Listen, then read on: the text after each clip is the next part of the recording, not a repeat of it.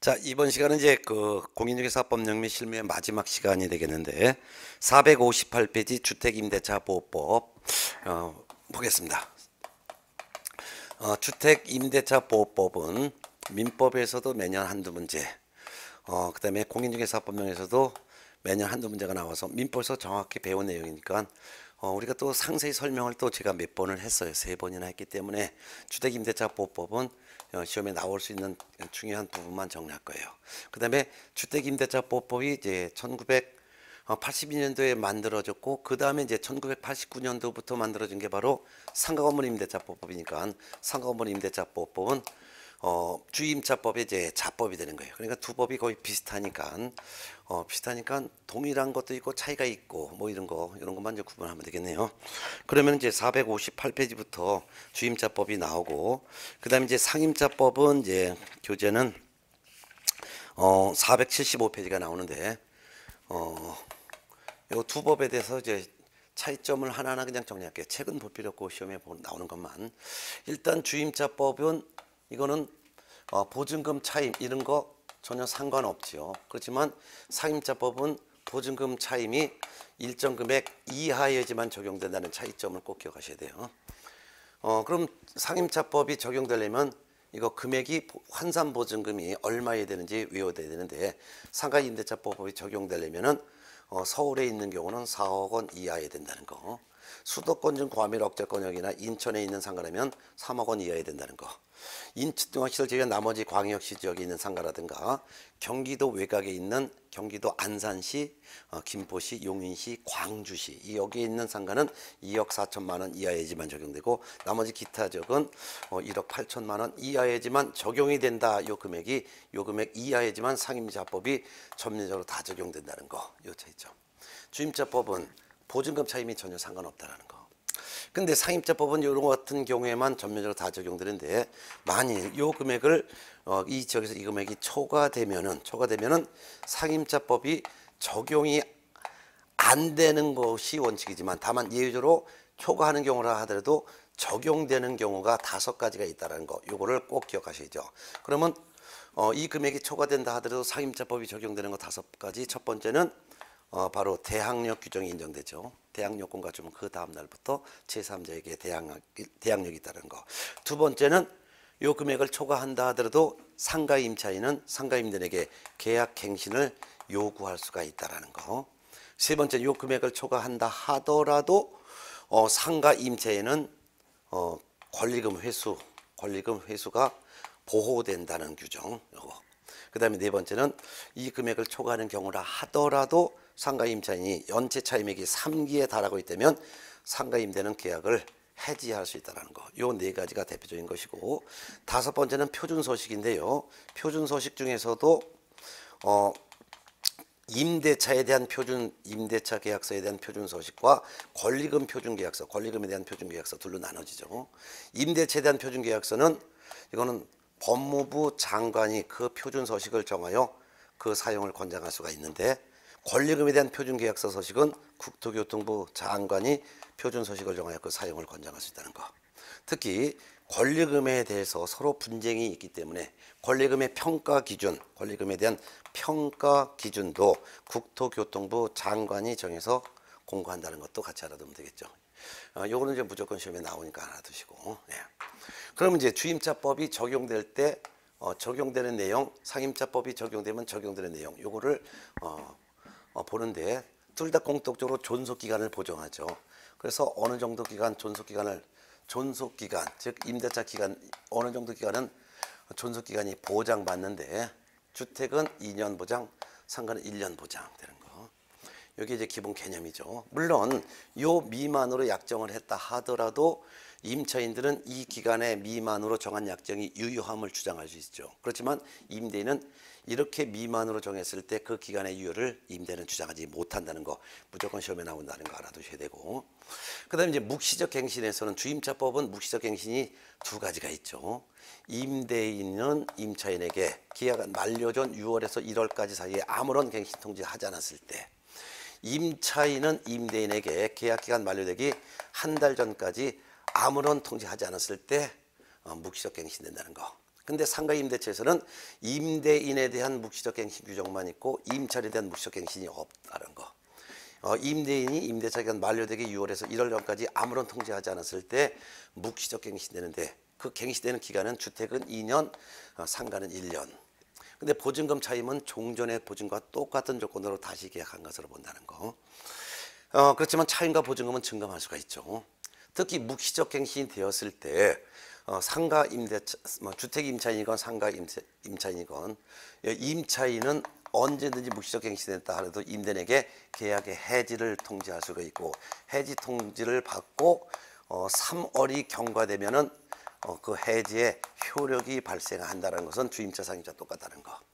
근데 주택에서는 아무리 묵시적 갱신 사유가 있다 하더라도 임차인이 이익의 차임을 연체한다든가 또는 임차인으로서 의무를 현저히 위반했을 때는 묵시적 갱신 즉 법정 갱신은 인정되지 않습니다라는 규정이 있지만 상가 임대차법에서는 이러한 규정이 없다라는 거 차이죠. 그 대신 이제 주택 임차인에게는 계약갱신 요구권이 없지만 상가 임차인에게는 계약갱신 요구권이 있어요. 그럼 상가 임차인이 상가 임대인에게 계약갱신을 요구할 수 있는데 임차인뿐만 아니라 임대인의 동의를 받아서 상가를 전차한 전차인도 임차인을 대위해서 계약갱신 요구할 수 있죠. 이때 계약갱신을 요구할 수 있는 기간은 제한이 있죠. 언제?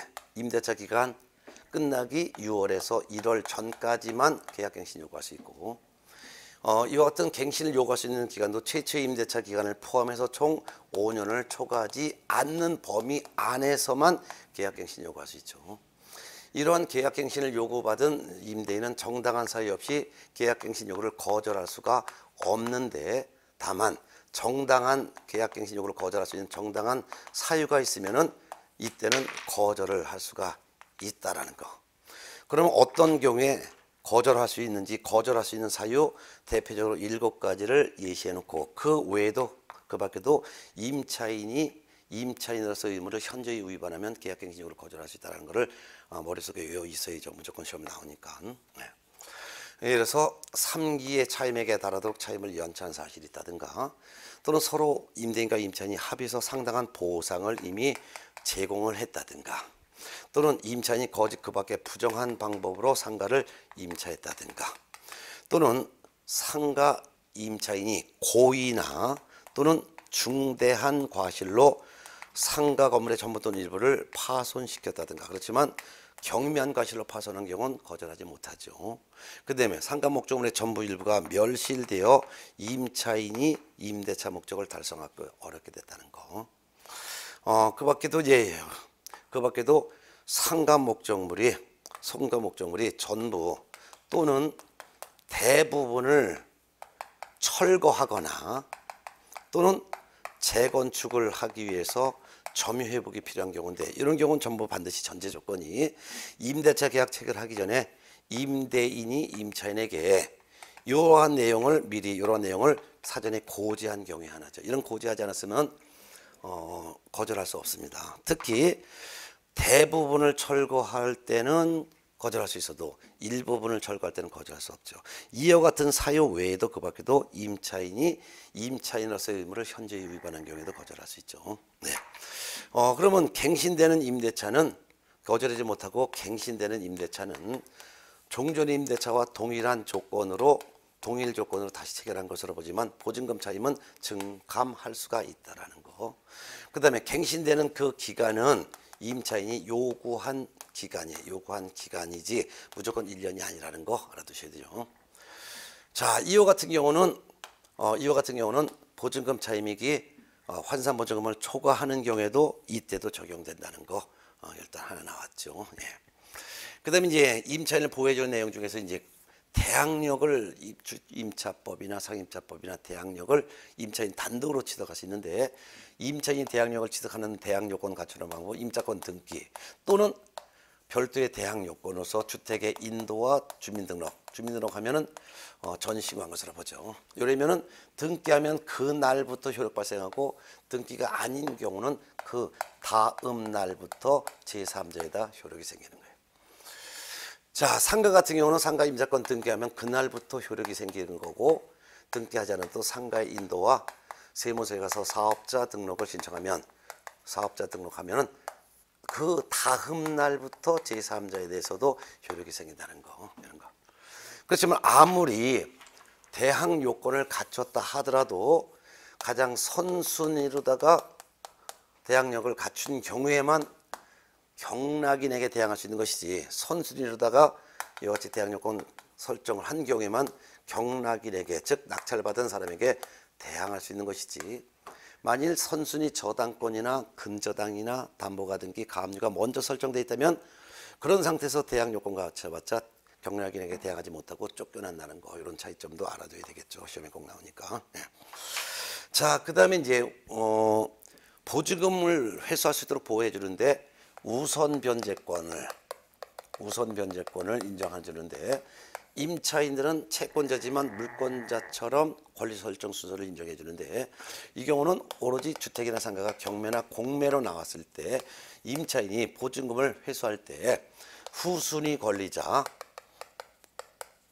그 밖에 일반 채권자보다 먼저 우선해서 배당받을 수 있는 권리죠. 주택은 우선 변제권 취득하려면 대항력도 갖춰야 되고 임대차 계약서의 확정일자를 다 충족해야지만 되는 거고, 상가 임차인도 대항력과 임대차 계약서의 확정일자를 다 갖춰야지만 우선 변제권을 인정받는데, 확정일자 받는 장소가 주택은 주택소재지 읍면동주민센터에서도 받을 수 있고, 법원이나 등기소에서 받을 수 있고, 공증사무소도 받을 수 있지만 상가 임대차 계약서의 확정일자 받는 장소는 관할 세무서만 가능하다는 차이점, 이런 거를 알아두죠. 자, 이런 경우를 보셨어요. 근데 최우선 변제권도 인정받는 경우가 있죠. 최우선 변제권은 소액 임차인인 경우인데요. 이것도 경매나 또는 공매가 나왔을 때 주택 임차인이건 상가 임차인이건 가장 1등으로 최선순위에다가 배당을 받는데, 낙찰받은 금액은 낙찰받은 금액, 즉 환가 금액의 2분의 1 범위 안에서만 보증금 중에 아주 일부, 보증금 중에서 아주 일부만 최우선적으로 배당받는 거예요. 상가건 주택인 전부 환가 금액의 2분의 1 범위. 이러기 위해서는 둘 다 주택이건 상가건 경매 등기 전까지 대항 요건을 갖춰야 되고 보증금이 소액이어야 되죠. 그래서 경매 등기 전에 대항 요건 갖추지, 경매 등기 이후에 대항 요건 갖추면 최우선 변제 대상이 되지 않고, 또한 아무리 경매 등기 전에 대항 요건 갖췄다 하더라도 보증금액이 소액이지만 되는데, 소액인지 여부는 계약 체결과는 전혀 상관없이, 계약 체결 시점은 관계없이 선순위 담보물권이 설정된 시점에 따라서 결정한다는 거. 네, 이런 것을 이제 보셨죠. 네.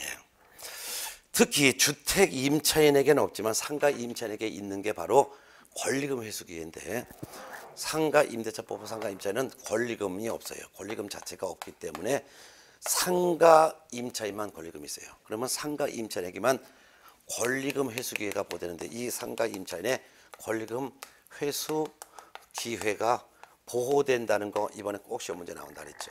네. 자, 그러면 권리금 회수 기회보는 권리금 계약이 체결됐을 때 그 권리금 계약에 따라서 지금 임차인이 신규 임차인으로부터 권리금을 이제 받을 수 있도록 한 건데, 이 권리금을 받을 수 있는 것을 임대차 기간이 이제 만료가 된단 말이죠. 그러면 임대인은, 상가 임대인은 상가예요. 임대차 기간 끝나기 3개월 전부터 임대차 기간 만료 시까지 요 사이에 임대인은 임차인이 권리금을 회수하는 것을 회수하지 못하게 방해해서는 안 되는 거죠. 방해하면 안 된다. 회수하지 못하게. 그럼 요때만 방해 못하는 것이 요때나 방해해도 된다 이거죠. 방해하는 방법은 여러분도 알겠지만 임대인이 신규 임차인에게 그 권리금 나한테 달라고 주거나 달라고 요구하거나, 그 권리금을 지금 임차인에게 주지 말라고 하거나, 또는 임차인이 주선한 신규 임차인과의 임대차 계약에 대해서 보증금 차임을 확 올려가지고 스스로 포기하게 한다든가, 또는 정당한 사유 없이 임대인이 임차인이 주선한 신규 임차인과의 임대차 계약을 거절하는 경우를 말하는 거죠. 물론 이제 정당한 사유가 있을 때는 이제 임대차 계약을 임대인은 신규 임차인과 계약을 거절할 수 있는데, 거절할 수 있는 경우는 임차인이 1년 6개월 동안 6개월 이상 이 상가를 영리 목적으로 사용을 하지 않은 경우, 뭐 이런 경우도 여기에 해당되는 거죠.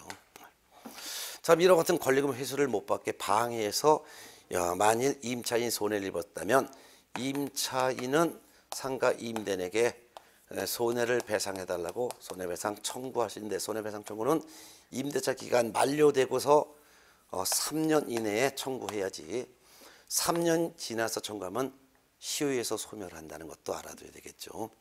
이때 손해금액은, 손해배상할 때 손해금액은 두 가지를 비교한다는 거죠. 하나는 임차인이 신규 임차인과 권리금 계약서를 작성하는데 이 권리금 계약서에 기재되어 있는 금액하고, 또는 임대차 기간 만료 시에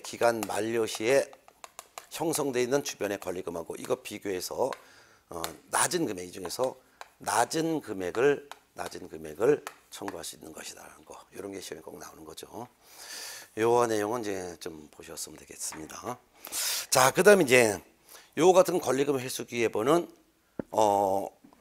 상가임대차보호법에서 환산보증금을 초과하는 경우에도 적용된다는 것이죠. 그리고 대항력 규정도 환산보증금을 초과하는 경우에도 대항력 규정이 인정된다는 거, 요거 세 가지가 일단 중요하니까 무조건 시험에 나온다 그랬었죠. 그다음에 이제 상가 임차인에게는 3기 차임을 연체하게 됐으면 상가 임대인이 계약을 해지할 수 있다는 규정이 있어요.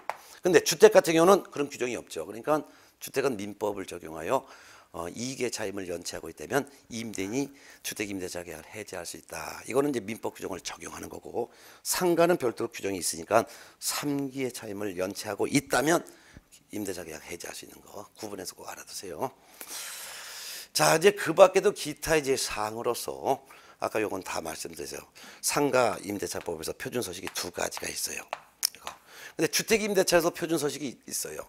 주택임대차법에서는 주택임대차 계약서에 대한 표준 서식을 이거를 법무부 장관이 정하여 그 사용을 권장할 수 있다는 규정이 있지만 이거를 반드시 사용할 의무는 없어요. 그래서 임대인과 주택임차인이 서로 간에 달리 계약서를 작성했을 때는 이게 우선이라는 거지 표준 계약서를 우선적으로 사용하는 것은 아니라는 거.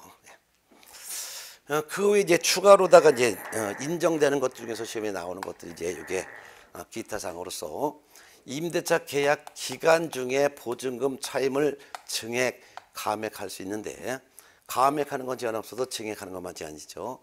주택 같은 경우는 약정한 차임액의 20분의 1을 초과하지 못한다. 상가는 약정한 보증금 차임액의 100분의 9를 초과하지 못한다. 여기 차이가 있어요. 그러나 둘 다 계약하고 1년 이내에는 증액 청구를 하지 못하고 증액 후 또 1년 이내에는 또 재증액을 요구할 수 없다라는 거, 이런 거. 그다음에 이제 월세로 전하는 거, 월차임 전환이 있는데 주택 같은 경우는 연일하라고 보증금의 전부 또는 일부를 월세로 바꿀 때 전환율은 주택은 연일할과 연일하니까 연 10%를 말하는 거죠. 그리고 기준금리에 3.5%를 더한 거예요. 더한 비율. 요 두 가지 중에서 낮은 범위 내에서만 전할 수 있죠. 상가 같은 경우는 연일할 2푼하고 그 다음에 기준금리에 4.5%를 곱하는 거예요. 이거 좀 다르죠. 예. 요거 중에서 적은 범위 내에서만 전한다는 거. 이런 정도는 좀 알아두면 될 것 같습니다. 이런 것들이 이제 시험 주로 나오니까 그 정도는 좀 외워두셔야 될 것 같아요. 요러면 뭐 특별히 어려운 건 없이 다 정리가 된 것 같습니다. 네. 자, 그럼 이제 교재 485페이지 경매와 공매에 해당되는 거 볼게요. 벌써 여기서 제가 설명드린 거에서 두 문제는 최소한 나와 있는 거예요. 네. 자, 그럼 이제 경매와 공매를 이제 정리하고, 경매 공매는 사실 매년 나오지는 않습니다. 한 3년에 2번 정도 출제가 되는데 뭐 내용 자체가 워낙 쉬운 내용이라 그리고 벌써 제가 세 번째 수업이라 뭐 이제 이걸 모르실 분은 없지만 그래도 시험에 나올 수 있는 부분만은 제가 정리를 해드릴게요. 예, 예. 자, 그러면 지우고서 자, 그럼 경매 공매에 대해서도 이제 판서 지웠으니까 정리합니다. 예. 제가 판서 써드린 것만 알아도 문제 푸는데 전혀 지장이 없죠. 예.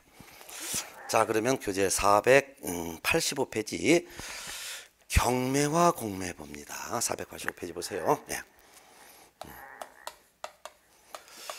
경매와 공매. 사실 공매에서는 최근 15년 동안 한 지문도 나온 적은 없으니까 이제 경매 중심으로 공부하면 되겠습니다.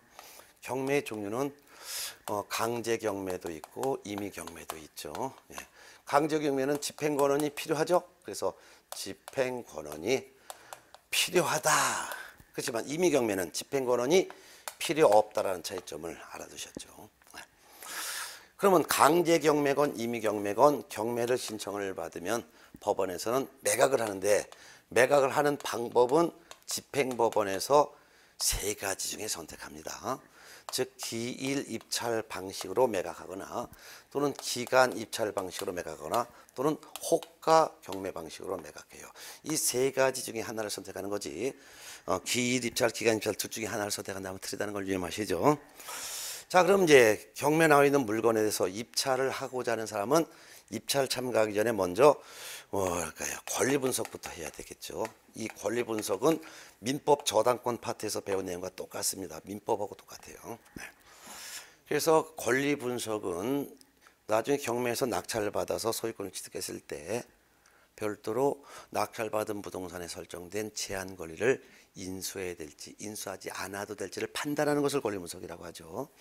이 권리 분석할 때 권리 분석 전제 조건이 경매가 종결이 되었을 때, 경매가 종결됐다는 것은 경매가 낙찰됐고 낙찰자가 대금을 다 완납을 하여 매수인이, 즉 낙찰자를 매수인하고 내 소유권을 취득을 하게 되면 이게 바로 경매가 종결되는데, 경매가 종결되었을 때 경매로 낙찰받은 부동산에 대해서 무조건 낙찰자가 인수, 매수인이 인수해야 되는 게 있어요. 무조건 인수해야 되는 권리.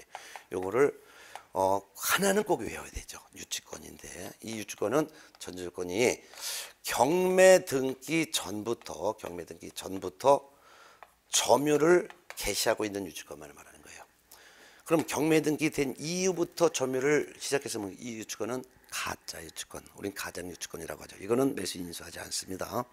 그래도 뭐 법정상권 분묘기지권도 무조건 인수하는데 이건 시험에 나오지는 않습니다. 그 다음에 반대로 경매가 종결되면 무조건 소멸되는 권리가 있죠. 요거 6가지. 물론 실제 경매에서는 7가지지만 시험에서는 6가지만 알아두면 되죠. 외워 있을 거예요. 저당권, 근저당권, 담보가 등기, 가압류 등기, 경매 등기, 압류. 요거는 무조건 소멸되는 거죠. 그리고 이 무조건 소멸되는 권리가 여러 개가 있으면 그중에서 가장 먼저 설정된 거를 우리는 무슨 권리라고요? 말소 기준 권리라고 하고, 이 말소 기준 권리를 포함해서 그 이후에 설정된 건 다 소멸되고 말소 기준 권리보다 먼저 설정된 것만 이건 낙찰자가 인수한다 이거죠. 그렇지만 말소 기준 권리보다 먼저 설정됐다 하더라도 먼저 설정된 임차권자가 또는 전세권자가 뭐 하면은 소멸돼요. 그렇죠. 배당 요구하면 이거는 낙찰자가 인수하지 않고 소멸한다라는 거. 요거 시험에 꼭 나와요. 예. 자, 그러면은 권리 분석까지 했으니까 경매가 진행되는 과정이 486페이지에 나와 있는데 양가로번 경매 진행되는 과정. 자, 그럼 법원에서 강제경매건 임의경매건 매각이 진행되는데 진행되는 과정은 보통 크게 나누면 상세하게 나누면 한 20단계 넘어요. 근데 우리가 보통 10단계 과정을 걸쳐서 매각이 진행되죠. 첫 번째는 이제 경매를 신청하는 사람이 있겠죠.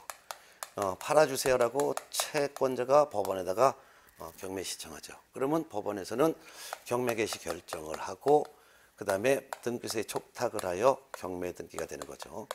그럼 경매 등기가 되면은 이 부동산의 소유자는 처분권이 제한되죠. 이게 바로 무슨 효력 발생한다? 예, 압류 효력 발생한다 이거죠. 근데 나중에 이 경매 신청을 한 사람이 경매를 취하게 되면 경매 등기가 말소되죠. 경매 등기가 말소되니까 압류 효력도 소멸되는 거겠죠.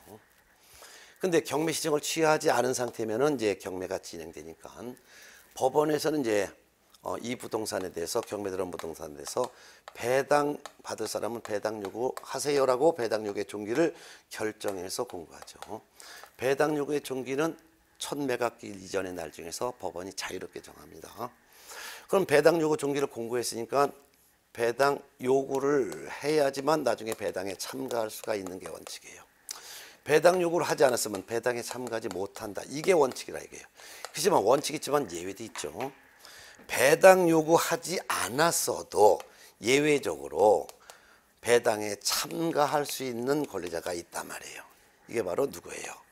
등기가 되어 있는 권리자들. 즉 전세권 등기, 저당권 등기, 근저당권 등기, 담보가 등기 또는 임차권 등기, 임차권 등기 명령에 따른 임차권 등기가 된 권리자들은 등기부의 금액이 다 나오니까 배당 요구하지 않아도 당연히 배당받을 채권자에 속하고, 또한 누구도 있을까요? 그렇죠. 경매를 신청한 자. 경매 신청자도 경매 신청할 때 얼마 주세요라고 돈 못 받은 게 얼마입니다라고 나와 있으니까 이 사람도 배당 요구하지 않아도 당연히 배당받을 수 있는 채권자에 속합니다. 네. 자, 배당 요구의 종기를 정해서 법원에서 공고한다면 이제 법원에서는 매각 준비하는 거죠. 매각 준비. 매각 준비니까 이 물건을 조사하는 거죠. 매각 준비가 다 끝나면은 그때서야 첫 매각기일은 언제입니다. 언제 매각합니다. 매각 기일을 지정해서 공고하는 거예요. 공고하는 거예요. 그리고 첫 매각 기일을 지정해서 공고하면서 동시에 이 매각에 따라서 허가 결정, 매각에 대해서 허가할지 불허가할지 매각 결정하는 기일도 같이 지정해서 공고하는 거죠. 이때 공고는 법원 게시판이라든가 뭐 또는 대법원 사이트라든가 뭐 그 밖에도 벽보 등에서 공개하는데, 특히 대법원 사이트에 공고가 나오니까 대법원 사이트를 보게 되면 쉽게 아시죠. 콜트, COURT, 그 다음에 옥션, 경매가 옥션, auction.go.kr, go.kr인데 co.kr로 들어가도 돼요. 이것이 www.court, auction.go.kr 또는 co.kr이 경매 사이트인데, 여기 들어가면 이 부동산은 어디에 소재한 물건입니다. 아파트입니다. 토지입니다. 경매 나와 있는 이 물건은 최저 매각 금액이 얼마입니다. 그 다음에 부동산 소재지는 어디에 있습니다. 몇 평입니다. 이 부동산을 어느 법원에서 몇 년 몇 월 며칠 날 매각합니다. 이런 것이 딱 공고 나와 있죠. 이런 공고를 봤으니까 공고를 본 입찰 참가자들은 입찰 참가 준비하는 거죠. 입찰 참가 준비. 입찰 참가 준비는 일단 대장, 등기부 등 이런 공부도 보고, 그 다음에 현장에 가서 시세도 파악하고 다 그런 다음에 권리 분석을 완벽하게 한 다음에 그 다음에 입찰 참가가 끝나는 거예요. 참가가 끝! 이렇게 되는 거죠. 이렇게 되는 거예요. 예. 자, 그러면 입찰 참가가 끝났으니까 이제 매각기일 날 입찰 참가를 끝냈으니까 매각기일 날 매각이 실시가 돼요. 매각 실시가 될 때 입찰에 참가하는 거죠. 입찰에 참가하려면 누구든지 보증금을 납부해야 되는데, 이 보증금은 법원에서 정한 이 최저 매각 금액이 있어요. 최저 매각 금액이 그래서 5억이다 하면은 이 최저 매각 금액에 또는 최저 매각 가격이라고 돼요. 이거에 10분의 1의 보증금을 넣어야 되죠. 그래서 주의할 것은 매수 가격의 10분의 1이 아니라 최저 매각 가격의 10분의 1을 보증금으로 거둬야 된다는 것이 꼭 잘 나와요. 예.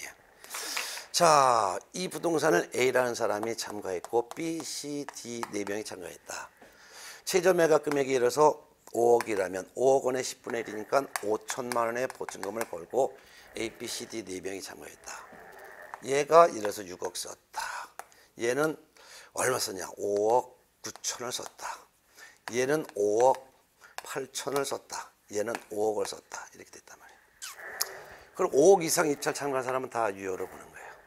그렇지만 가장 높은 사람을 최고가 매수 신고인이라고 하죠. 최고가 매수 신고인. 그리고 나머지 사람들은 보증금 돌려받고 집에 가는 거죠. 그런데 나중에 이 최고가 매수 신고인 6억 쓴 사람이 나중에 잔금 6억 중에서 5천만 원 보증을 뺀 5억 5천만 원이 바로 잔금인데, 5억 5천만 원은 납부하면은 소유권을 취득하는데, 요거 잔금을 납부하지 않으면 요 보증금 몰수되는 거예요. 그러면은 이 채권가 매수 신고인이 잔금을 안 내면 우리가 대신 사겠소라고 얘네들이 그 매각기일 날 차순위 매수 신고를 할 수 있어요.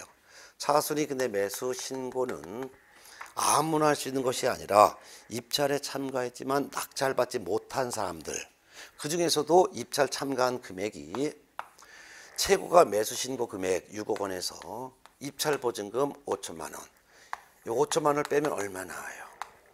5억 5천만 원. 5억 5천만 원을 넘는 금액으로 입찰에 참가한 사람만 할 수 있는 거예요. 그러면은 B도 C도 할 수 있죠. 그럼 얘는 할 수가 자격이 없는 거예요. 그럼 얘들 두 명이 했다. 그러면 그 중에서 가장 큰 B만 인정하는 거예요. 네, 두 명이 차순위 매수 신고가 되면 가장 큰 금액으로 더 높은 금액은 얘만 B만 차순위 매수 신고가 되는 거죠. 자, 이렇게 이제 매각 실시됐어요. 매각 실시하고 나서 바로 이제 한 2시간, 1시간 정도 있으면 개찰을 하기 때문에 그날 바로 낙찰자가 누구인지를 확인해요. 그래서 매각 실시는 한 10시부터 해서 10시 30분쯤에 하고, 그 다음에 개찰은 11시쯤에 개찰하니까 보통 12시면은 이제 내가 낙찰 받았구나 알 수가 있죠. 좀 사건이 많으면 한 오후 1-2시까지도 개찰합니다. 자, 그럼 이제 매각기일 날 이날이 이제 나온 사람들이 있는데, 이 매각에 대한 허가 불허가 결정해야죠. 그래서 매각에 대한 허가 불허가 결정을 해요. 특히 농지가 경매에 났을 때는 농지는 매각 결정하는 기일까지, 결정 기일까지는 농지도 농지증을 내야지만 최종적으로 허가 결정받아요. 만일 농지증을 내지 않으면 이거 법원마다 좀 차이가 있지만 보증금 몰수돼요. 그렇기 때문에 경매 입찰 참가할 때는 농지인 경우에 내가 농지증을 받을 수 있는지 이거부터 확인하고 입찰에 참가해야 되는 거예요. 자, 매각 결정했는데 이 결정은 적법하게 결정되면 허가 결정이 되겠고, 위법하게 지냈으면 이제 불허가 결정을 하겠죠. 예.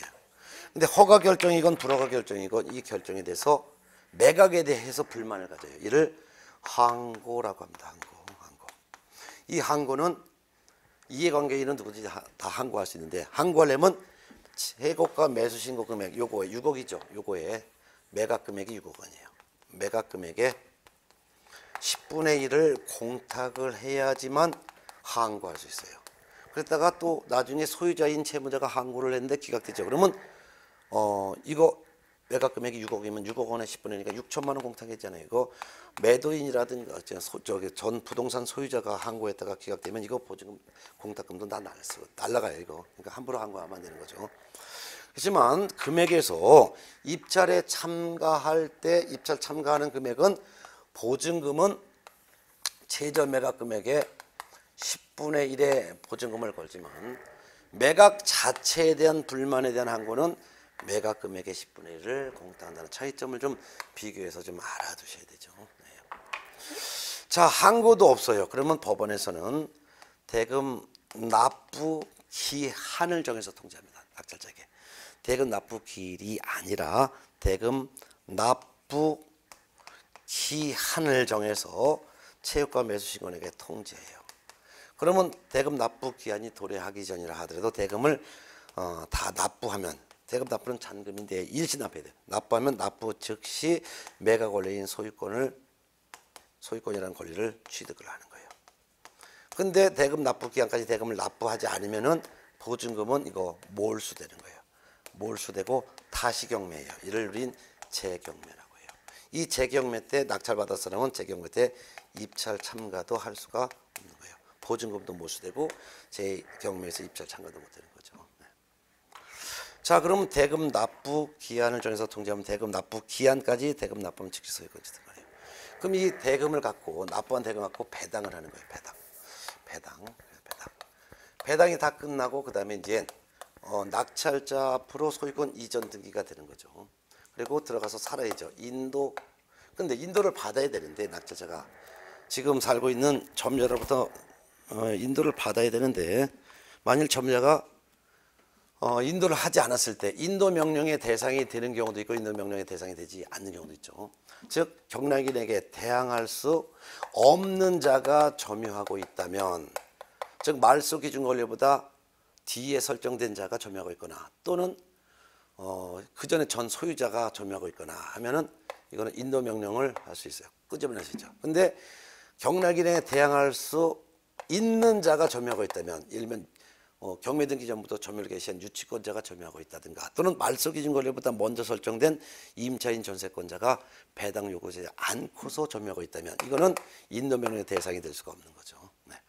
인도 명령 시기를 놓쳤을 때는 정식으로 명도 소송을 제기해서 들어가야 돼요. 인도 명령은 대금 완납하고서 6개월이 있는데 6개월이 될 때까지도 인도 명령 시정을 안 했다면 정식 소송을 해야 되는 명도 소송을 해야 되죠. 자, 요런 과정으로 이제 가볍게 정리했고, 제가 설명드린 게 가장 기초적인 내용이면서 기본적인 내용이니까 요 정도는 좀 상식적으로 좀 알아두면 좋겠습니다. 자, 그다음 이제 마지막이 오늘 490페이지 매수 신청 대리인 등록에 관한 규칙인데요. 매수 신청 대리인 등록에 관한 규칙에서도 무조건 한 문제는 매년 출제됩니다. 예, 벌써 이걸 세 번째 상세히 하네요. 상식적으로 보셔도 되지만 그래도 시험은 시험이니까 아는 거하고 문제 맞추는 거 좀 달라요. 그래서 좀 한번 좀 읽어는 보시길 바랍니다. 자, 490페이지 볼게요. 매수 신청 대리인 등록에 관한 대법원 규칙에서 시험에 나오는 것들을 한번 좀 정리해 드릴까요? 네, 이것도. 네. 지금 단계에서는 공부 양을 늘리면 안 됩니다. 그냥 시험에 나올 수 있는 부분을 집중적으로 정리하고, 그 다음에 이제 그 6월 8일, 5월 달에 또 추가로 개정된 내용이 있는데, 개정된 내용을 제가 오늘 자료로 올려드릴 거예요. 그래서, 자료 올려드리니까 이따 좀 설명 더 드리겠습니다. 예. 자, 그러면 매수 신청 대리 등록에 대한 업무. 그래도 한 문제는 꼭 나와요. 그러니까 뭐 가벼운 마음으로 그냥 상식적으로 좀 한번 이해를 해볼까요? 네. 490페이지입니다. 네. 매수 신청 대리인 등록에 관한 대법원 규칙이에요. 자, 매수 신청 대리 등록할 수 있는 사람은 누구고 누구한테 하느냐, 이게 일단 중요하죠. 일단 공인중개사인 개업 공인중개사와 법인인 개업 공인중개사는 매수 신청 대리인 등록을 할 수 있어요. 그렇지만 주의할 것은 법 부칙 6조 2항에 규정된 개업 공인중개사는 매수 신청 대리 등록할 수 없고, 소속 공인중개사도 매수 신청 대리 등록할 수 없고, 아무리 공인중개사라 하더라도 중개업 등록을 하지 아니한 사람도 매수 신청 대리 등록할 수가 없어요. 그러면 공개공과 법개공이 매수 신청 대리 등록을 할 수 있는데 누구한테 하냐? 이들 중개사무소가 소재하는 지방법원장한테 하는 거죠. 지방법원장한테. 그럼 매수시정 대리 등록을 하려면 먼저 매수시정 대리 등록하기 전에 기준을 갖춰야 되는데요. 이 기준 중에서 공개공과 법개공은 두 가지 기준을 갖춰야 돼요. 하나가 경매에 관련된 실무 교육을 미리 받아야 되죠. 실무 교육은 매수 신청 대리인 등록 신청일 전 1년 이내에 미리 받아야 됩니다. 두 번째는 경매에 관련된 업무 보증을 설정을 해야 되죠. 보증 설정. 요거예요. 자, 그 중에서 경매된 실무 교육은 매수 신청 대리인 등록 신청일 전 1년 이내에 미리 받아야 되는데, 이거 법원 행정처장이 지정하는 교육기관에 가서 받아야 돼요. 법원 행정처장이 지정하는 교육기관이라는 것은 뭐 협회와 대학을 말한다 그랬죠. 협회, 대학을 말합니다. 자, 특히 주의할 것은 매수 신청 대리에 대한 경매에 대한 실무교육은 중개업에 대한 실무교육과는 완전히 달라요. 그렇기 때문에 설령 중개업에 대한 실무교육을 받고 1년이 지나지 않았다 하더라도 경매 실무교육을 또 받아야 된다는 건 꼭 알아야 되겠죠. 다만 중개업에 대한 폐업 신고나 또는 매수 신청 대리업에 대한 폐업 신고한 후 1년 이내에 다시 매수 신청 대리인 등록을 신청할 때, 이때는 경매 실무교육이 이때는 면제가 됩니다. 이때는 면제된다는 거 알아두세요. 그 다음에 이제 경매에 대한 보증 설정도 미리 해야 돼요. 보증 설정. 보증보험에 가입하거나 공제 가입하거나 공탁하는데 공개공은 1억 원 이상, 법개공은 2억 원 이상, 분사무소는 한 소당 1억 원 이상의 보증을 미리 설정하죠. 중개업에 대한 보증 설정은 중개업 등록이 된 후 업무 개시 전에 보증 설정하지만 경매에 대한 보증 설정은 매수 신청 대리 등록 신청하기 전에 미리 먼저 한다는 이 차이점을 꼭 숙지하셔야 돼요. 특히 경매 실무경은 법인은 대표자만 받고 임원사원은 안 받습니다. 또한 공개공만 받지 소공이라든가 이런 사람도 안 받습니다. 자, 그러면 매수정 대리 등록 신청을 받은 지방법원장은 14일 이내, 14일은 중요하지 않지만 매수신청 대리인으로 등록을 해주고 매수신청 대리인 등록증도 교부해주죠. 그러면 이 매수정 대리 등록증을 사무소에 보기 좋은 곳에 게시하고 나서 위임 업무를 시작하는 거예요. 위임 업무를 게시한다 이거예요. 그럼 위임 업무는 전부 다 뭐예요? 대리행위죠. 대리행위. 전부 다가 매수정 대리인 등록이니까 대리행위라는 거예요. 그럼 대리행위 한다는 것은 법원에서 파는 물건 중에서 대신 입찰에 참가한다는 게 바로 대리 업무죠. 그러면 어떤 물건에 대해서 대리할 수 있냐? 매수정 대리 대상물의 범위는 중개 대상물과 똑같아요. 즉 토, 건, 입, 공, 광. 법원에서 파는 물건 중에서도 경매 물건 중에서도 토지, 건축물, 임목, 공장재단, 광업재단에 대해서만 대신 입찰 참가해서 사줄 수 있다 이거죠.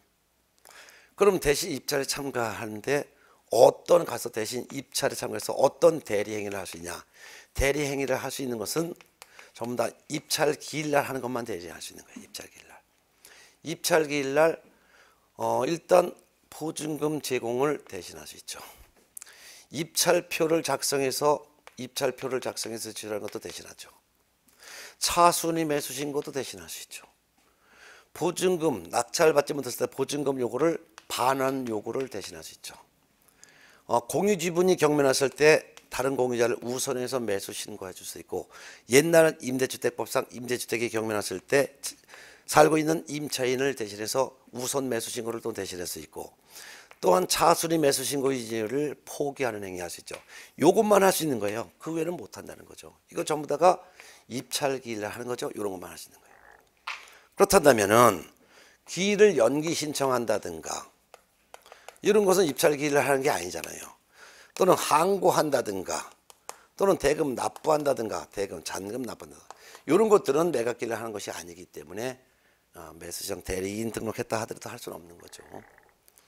그럼 이런 거는 꼭 이런 걸 할 수 있는 거예요. 그런데 반대로 매수적 대리 등록한 개공이 하지 말아야 되는 게 있어요. 하지 말아야 되는 게. 이게 바로 금쟁이라고 해요. 금쟁이. 이 금쟁이도 무조건 시험에 나와요. 이것도 제가 한 거는 다 시험에 나오는 거죠. 어떤 걸 하지 말아야 하냐. 이것도 이해하세요. 상식적으로. 이중으로 매수 신청 대리인 등록 신청해서는 안 되겠죠. 또한 매수 신청 대리인 된 사건에서 직접 매수 신청을 해서도 안 되겠죠. 지가 사다 되겠죠. 또한 이해관계가 다른 2인 이상의 대리인이 돼도 안 되겠죠. 다른 개공의 명의를 이용을 해도 안 되겠죠. 매수 등록증을 양도대해도 안 되겠죠. 사건 카드에 허위 기재, 거짓 기재 이런 거 해도 안 되겠죠. 이런 것들을 하지 말아야 된다는 거죠. 그러면 해야 될 업무와 하지 말아야 될 업무 구분해서 알아두셔야 돼요.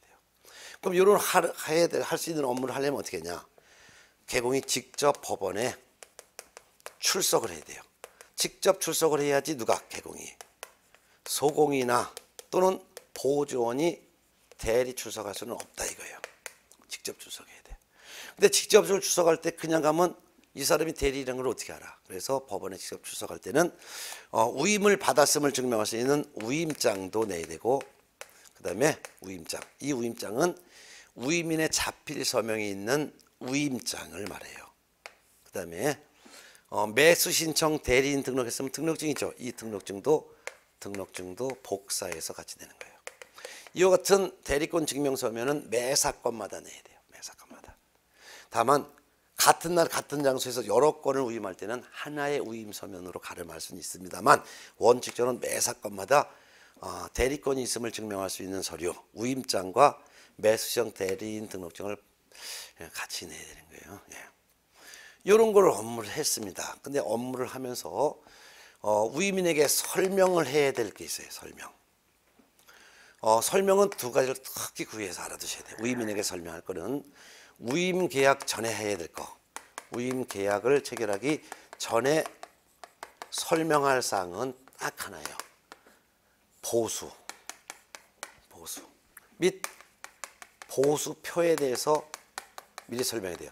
여러분 책에서는 수수료라고 되어 있는데 이 수수료가 보수로 명칭이 바뀌었어요. 그래서 보수 및 보수표로 설명해야 돼요. 그 다음에 우임을 받았어요.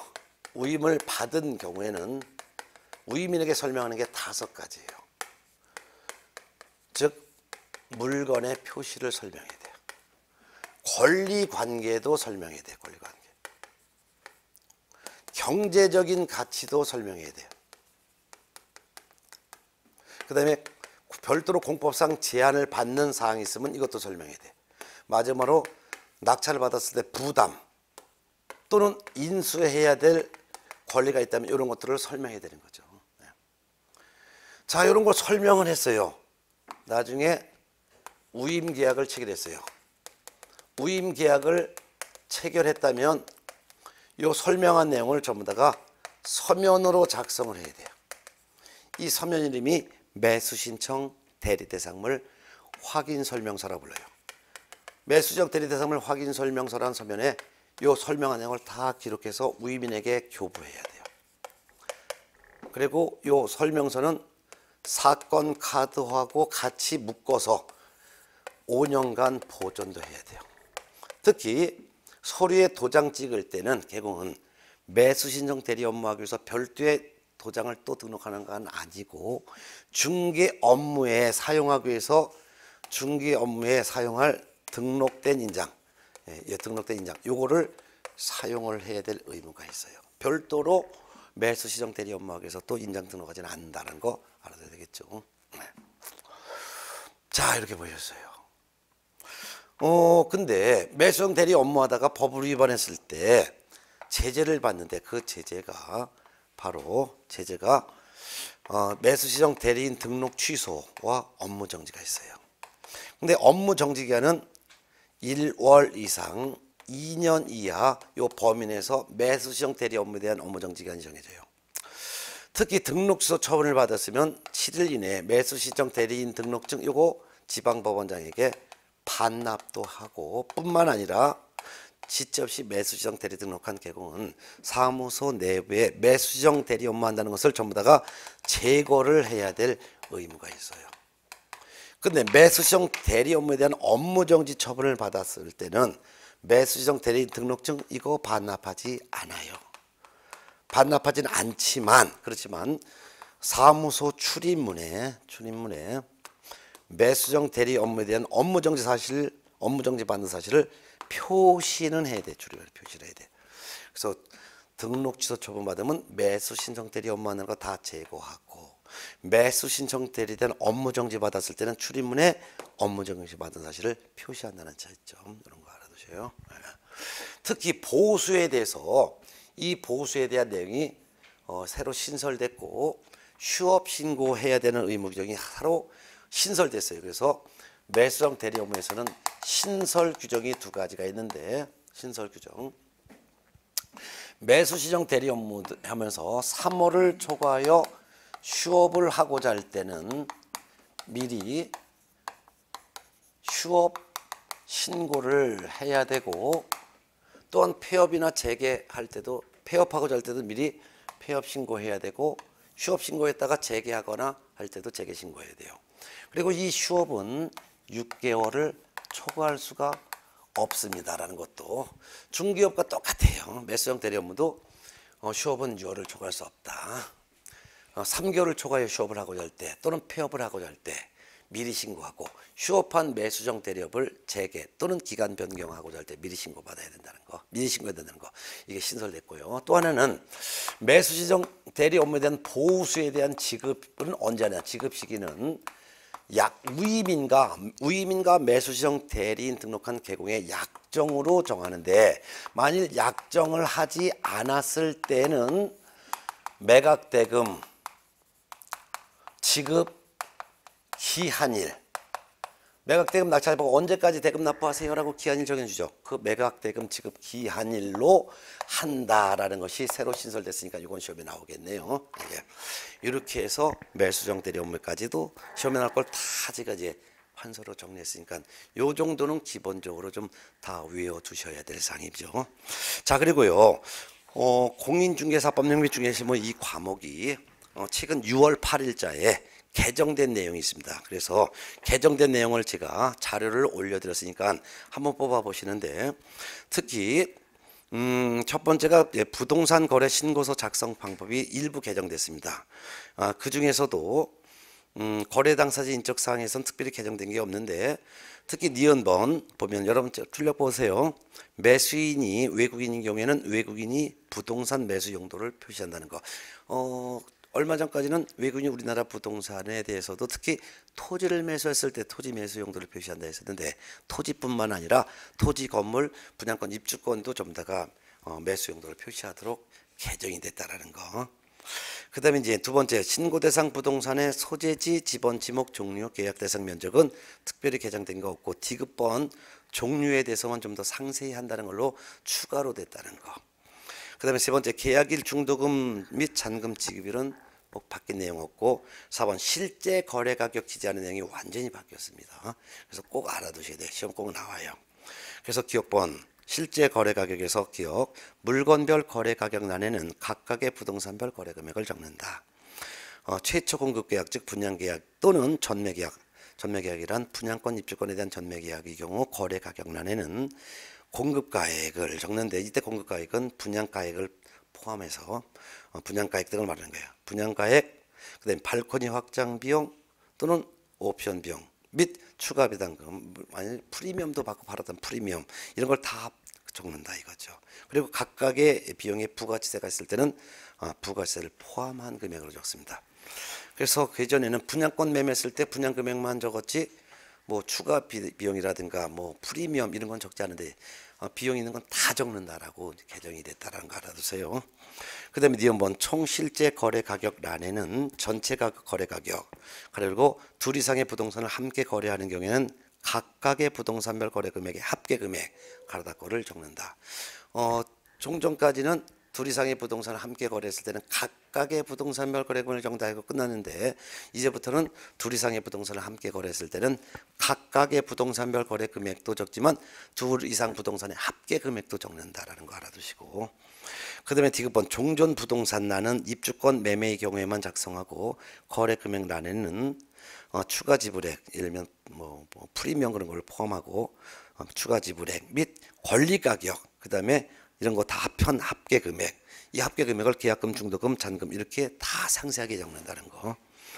그래서 뭐 지금은 프리미엄 있고 팔았으면 다 프리미엄도 포함해서 적는다는 걸 알았어요. 그래서 거래하면서 돈이 들어간 건 다 적는다고 이렇게 이해하면 될 것입니다. 그 다음에 이제 리얼번 거래 대상 종류가 분양권에 대한 공급 계약 또는 분양권 입주권에 대한 전매 계약의 경우 물건별 거래 가격 및 총 실제 거래 가격란에 부가치세를 포함한 금액을 적고, 그 외 거래 대상인 경우, 그 외 거래 대상이니까 토지 건물인 경우를 내는데, 이때는 부가치세를 제외한 금액을 적는다. 얼마 전까지는 토지 건물 모두 입주권 분양권 다 부가치세를 포함한 금액을 적는다 했는데, 입주권 분양권만 부가세를 포함해서 적고 토지 건물은 부가세를 포함하지 않는 걸 이렇게 구분됐다는 거. 그 다음에 다섯 번째, 개업 공인중개사 인적사항 및 중개사무소의 상호 전화번호 소재지는 개업 공인중개사가 신고할 때만 적는 거. 여섯 번째, 계약의 조건 및 기한은 조건 기한이 있을 때만 적는다는 거. 자, 요게 이제 특히 이제 실제 거래 가격 신고하는 내용이 좀 개정됐다는 것 좀 알아두시고, 두 번째가 이제 그 첫 번째 말씀드린 것은 기본서 306페이지, 309페이지 있는 거예요. 그래서 부동산 거래 신고서 작성 방법이 개정된 건 306페이지부터 309페이지 내용을 중에서 제가 알려드린 것만 좀 알아두면 될 것 같아요. 그 다음에 이제 두 번째가 기본서 315페이지 있는 부동산 거래 신고한 이후 정정 신청할 수 있는 사유 중에서 뭐가 바뀌었냐면 디귿번, 리얼번. 종전에는 거래 대상 부동산 등의 종류 이렇게 됐었는데, 부동산 등을 갖다가 건축물의 종류로 바뀌었어요. 그래서 토지의 종류가 잘못 기록된 경우에는 정정 시정할 수 없고 건축물의 종류가 잘못 기재된 경우는 정정 시정할 수 있죠. 그다음 미음번에서 종전에는 거래 대상 부동산의 소재지 지번이 잘못 기재됐을 때도 정정 시정할 수 있었지만 소재지 지번이 잘못 기재된 경우에는 정정 시정할 수가 없다라는 거 이렇게 바뀌었습니다. 그다음에 이제 확인 설명서 서식 중에서도요. 주거용 건축물 확인 설명서 그 중에서도 내외부 시설물 상태에서 소방에 대한 거 소방에 대해서 뭐 쉽게서 소방에 대해서 단독 경보용 감지기를 기재하는데 단독 경보용 감지기가 있는지 없는지 이걸 기록하는데 그게 바로 내진 설계에 대해서 기록한다 이거예요. 그래서 보면 당구장 표시 봤더니 단독 경보 감지기의 유무를 기재하는데 이는 아파트 즉 주택으로 사용되는 층수가 5개층 이상인 거고 이상인 경우 이게 바로 아파트인데 인상이 되는데 이자로 고쳐놓으세요. 이상인 경우 아파트를 제외한 주택의 경우에만 주거용 건축물 확인 설명서에 기재하는 거예요. 그러면 아파트 같은 경우는 이같이 그 소방 시설에 단독 경보용 감지기 즉 내진 설계가 되어 있는지 안 되는지 이런 것은 기재하지 않죠. 왜냐면 이미 다 내진 설계가 되어 있으니까. 그래서 아파트를 제외한 일반 건축물만 내외부 시설물 상태란에 기재하는 소방 여부에 여기다가 단독 경보용 감지기가 있는지 없는지 있다면 몇 개 있는지 이거를 기재한다라는 거 좀 알아두세요. 그다음에 이제 그 기본서 499페이지에 이제 없던 내용이 새로 신설된 거예요. 이거 매수시정 대리업도 3월 초과여 휴업을 하고자 하거나 폐업을 하고자 하거나 또는 휴업한 매수시정 대리업을 재개 또는 기간 변경할 때는 미리 신고해야 된다는 거. 매수시정 대리업도 6개월을 초과하여 휴업할 수 없다는 게 신설됐고요. 그다음에 이제 기본서 499페이지 이제 뭐 빈 꼭대기 옆에다가 매수시정 대리업에 대한 보수지급 시기가 예전에 규정이 없었는데 이번에 신설됐습니다. 그래서 보수지급 시기는 매수신청인과 매수시정 대리인의 약정에 따르되 약정이 없을 때는 매각대금의 지급 기한일로 한다. 매각대금의 지급 기한일로 한다라고 아까 써드렸던 거 이게 신설됐다는 거. 요 정도 좀 알아두시면 되겠습니다. 그래서 뭐 개정된 내용이 있으면 제가 문제풀이 과정 때도 또 추가로 개정된 내용은 추가로 공지하겠는데요. 지금까지 개정된 내용은 하나도 빠짐없이 제가 다 공지해 드렸습니다. 여기까지 해서 공인중개사 법령 및 중개실무 기본서 이론을 다 마무리 정리했습니다. 여러분 수고하셨고요. 다음 주에는 이제 한번 모의고사 한번 여러분들 실력을 한번 보시기 위해서 모의고사 한번 좀 보시는 게 좋을 것 같습니다. 그리고 모의고사도 제가 풀어드리도록 하겠습니다. 수고하셨습니다.